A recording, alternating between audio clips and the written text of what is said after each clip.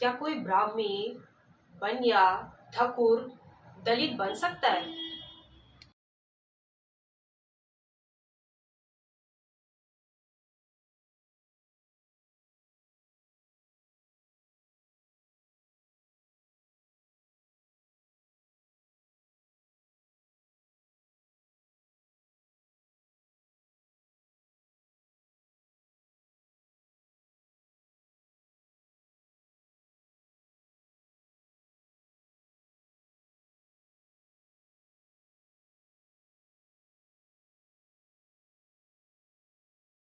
नवाब भीमराव अंबेडकर ने एक इल्जाम लगाया था रिडल्स ऑफ हिंदुइज्म में कि हिंदू धर्म में सिर्फ दलितों के लिए कास्ट डिमोशन है, यानी उनके लिए सिर्फ कास्ट अघटन है, पतन है, कास्ट उत्थान नहीं है, कास्ट प्रमोशन नहीं है। उस वीडियो का लिंक मैं डिस्क्रिप्शन में डाल रहा हूं। उसी तर्ज पर रिडल्स ऑफ हिंदुइज्म में नवाब अंबेडकर साहेब ने यह भी इल्जाम लगाया कि ब्राह्मणों में जो ब्राह्मणत्व है, ब्राह्मण स्टेटस है, ब्राह्मण क्लास है, ब्राह्मण कास्ट है, वो कभी डिमोशन के पॉइंट ऑफ व्यू से वल्नरेबल नहीं है। अर्थात एक बार अगर कोई ब्राह्मण जन्म से ब्राह्मण हो गया, बाय बर्थ ब्राह्मण हो गया, तो वो कभी उसका कास्ट डिमोशन नहीं होगा। तो मैं आज इसी का निष्कर्ष ढूंढूंगा कि क्या यह कितना सत्य है और कितना झूठ है। तो सर्वप्रथम मैं पढ़ूंगा, genetic high cast is fixed, Manu 10.7360। बिल्कुल, मनु बिल्कुल ये कहता है कि जो ब्राह्मण का जो स्टेटस है वह जन्मगत है, यानी बाय बर्थ है, वो पैदाइशी, वो सबसे ऊपर है, ऐसा मनु खुद कहता है।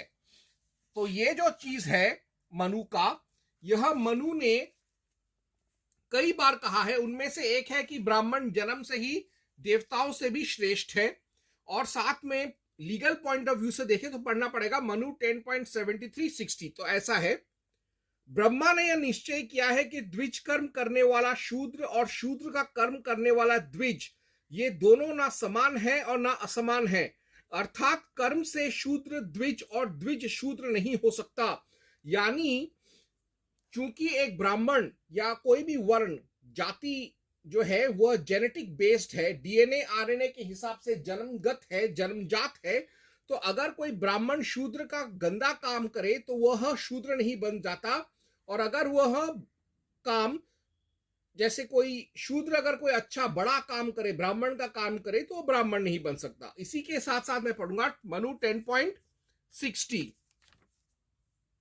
जो ये कहता है, उत्तम कुल में जन्मने में भी यदि योनि संकर हो जाए तो अवश्य ही वह थोड़ा सा या बहुत अपने जन्मदाता के स्वभाव को प्राप्त होता ही है। यानी जो मनुष्य है उसके अंदर अपने पिता का, अपने सवर्ण पिता का खून का कुछ प्रभाव या बहुत सारा प्रभाव रहेगा ही, भले ही वो छोटा काम करता हो या उसका कास्ट डिमोशन हो गया है, वर्ण संकर हो गया हो, या वो मिक्स्ड ब्रीड का हो, लेकिन उसके सवर्ण या ब्राह्मण बाप का खून अपना असर जरूर देगा। लेकिन इसी के साथ साथ मनु एक और चीज भी कहता है, जो ये बात तो सत्य है, लेकिन दूसरा बात भी सत्य है। दूसरा बात क्या है जो मनु कहता है, karma and occupation does have effect on spiritual level, psychology, intellect, body, genes, socio economic category.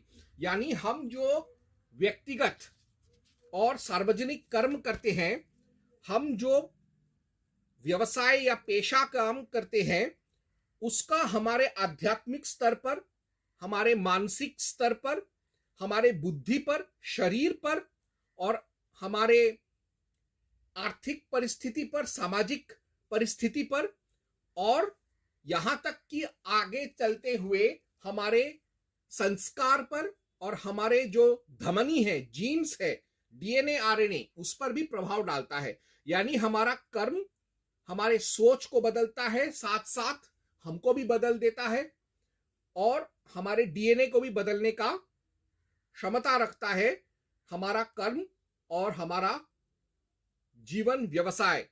तो ये चीज मनु ने साफ साफ कहा है, मनु 3.63 to 64।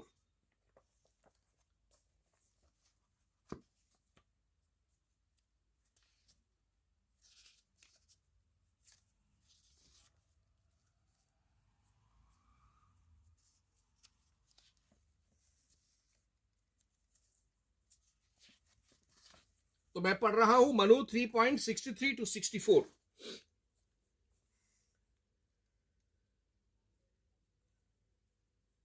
स्त्री के श्रृंगार करने से सब कुल सुंदर लगता है और उसके श्रृंगार ना करने से सब फीका लगता है।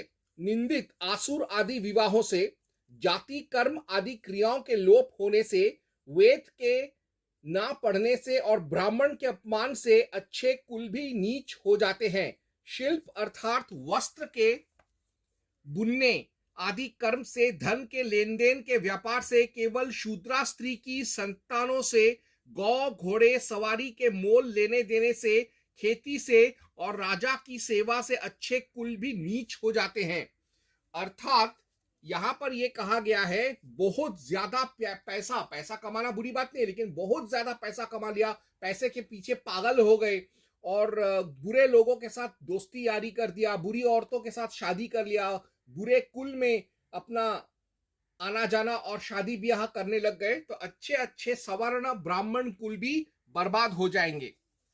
साथ ही ये भी मनु कहता है सवर्ण एंड इवन ब्राह्मण कैन फॉल टू शूद्रहुड, यानी ब्राह्मण और सवर्ण, कोई भी सवर्ण भी धीरे धीरे करके खुद या अपने पूरे कुटुंब के साथ शूद्र बन सकता है। यह लिखा है मनु 10.65 में।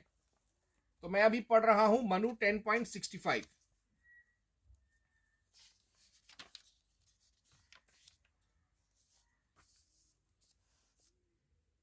जैसे शूद्र ब्राह्मण हो जाता है और ब्राह्मण शूद्र हो जाता है, वैसे ही क्षत्रिय और वैश्य से उत्पन्न हुए शूद्र भी क्षत्रिय और वैश्य हो जाते हैं।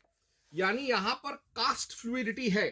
जैसे एक शूद्र ब्राह्मण बन सकता है, वैसे एक ब्राह्मण भी धीरे धीरे अवनति को प्राप्त करके, दुर्गति को प्राप्त करके शूद्र बन सकता है।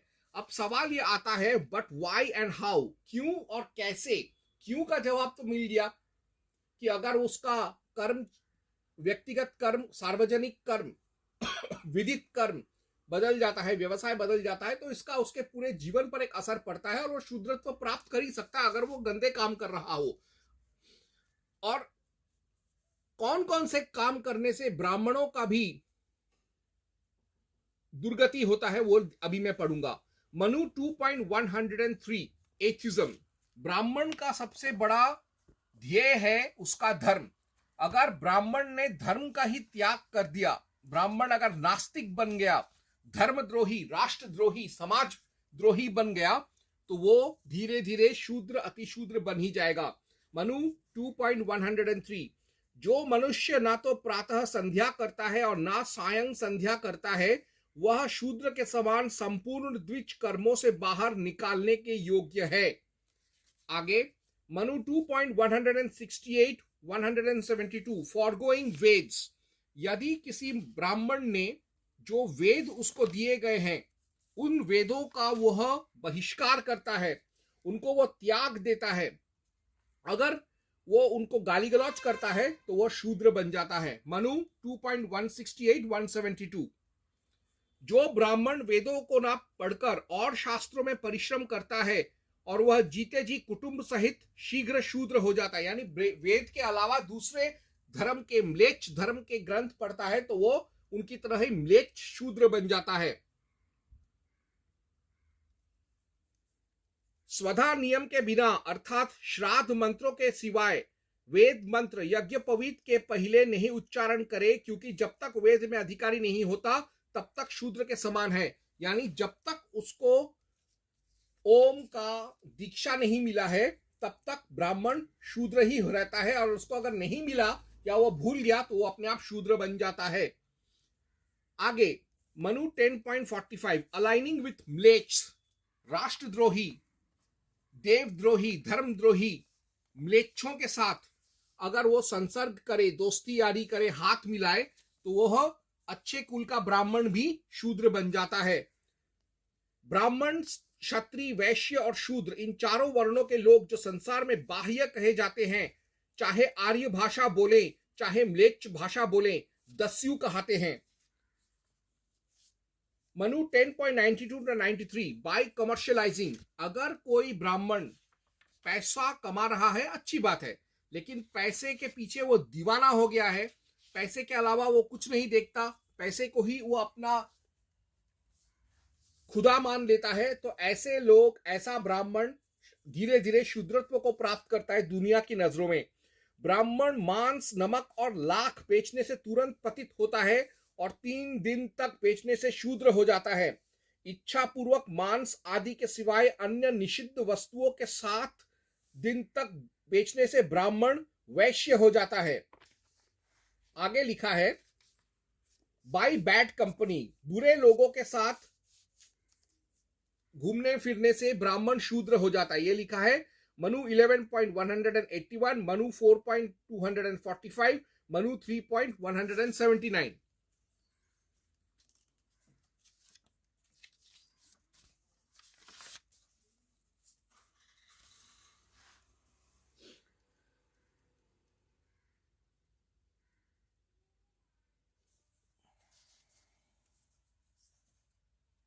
तो मैं सर्वप्रथम पढ़ूंगा मनु 11.181। जो मनुष्य इन पतितों में से जिस पतित के साथ संसर्ग करे, तो वह उसके संसर्ग की शुद्धि के लिए उसी पाप के प्रायश्चित को करे। यानी जो पतितों के साथ, पापियों के साथ घुलता मिलता है, वो तो शूद्र बनेगा ही, इसमें कोई संशय नहीं है। आगे मनु 4.245,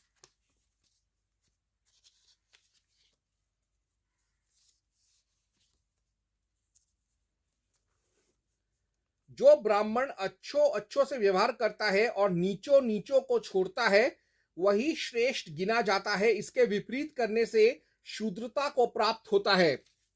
मनु 3.179,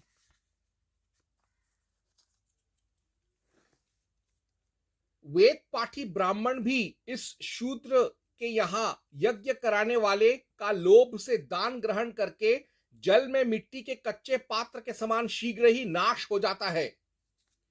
आगे मनु ये भी कहता है कि bye marriage with evil clans, बुरी औरतों या संस्कारहीन कुलों में शादी करने से, संस्कारहीन कुलों में शादी करवाने से भी, और संस्कार और मर्यादाहीन महिलाओं से विवाह या शारीरिक संबंध बनाने से भी ब्राह्मण शूद्रत्व को प्राप्त होता है। ये लिखा है मनु 3.14-17, 19 में।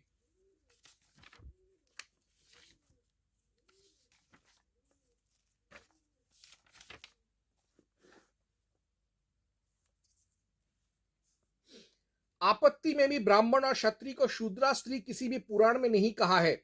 जो द्विज जाति ब्राह्मण, क्षत्रिय, वैश्य मोह से हीन जाति की स्त्री के साथ विवाह करे तो संतान सहित अपने कुलों को शीघ्र ही शूद्रता को पहुंचाता है। शूद्रा को ब्याहने वाला पतित होता है। यह अत्रि ऋषि और गौतम का मत ब्राह्मण के लिए है, और शूद्रा में पुत्र की उत्पत्ति से पतित होता है। यह शौनक ऋषि का मत क्षत्रिय के लिए है, और पौत्र से पतित होता है। यह भृगु जी का मत वैश्य के लिए है। ब्राह्मण शूद्रा को पलंग पर बैठाने से अधोगति को प्राप्त होता है, और उसमें पुत्र उत्पन्न करके ब्राह्मणता से ही नष्ट हो जाता है। शूद्रा के होठों का रस पीने वाला, जिसके मुख पर शूद्रा का श्वास लगा हो या शूद्रा में स्वयं उत्पन्न हुआ हो, ऐसे पुरुष का निस्तारा नहीं किया गया है। आगे मनु ये भी कहता है, by substance abuse, alcohol, narcotics, tobacco, porn, intoxication. Manu 11.97-98 ये कहता है कि यदि कोई ब्राह्मण व्यसनों का आदी है, तो वह धीरे धीरे अशिक्षित, अमर्यादित और शूद्रत्व को प्राप्त कर ही लेगा।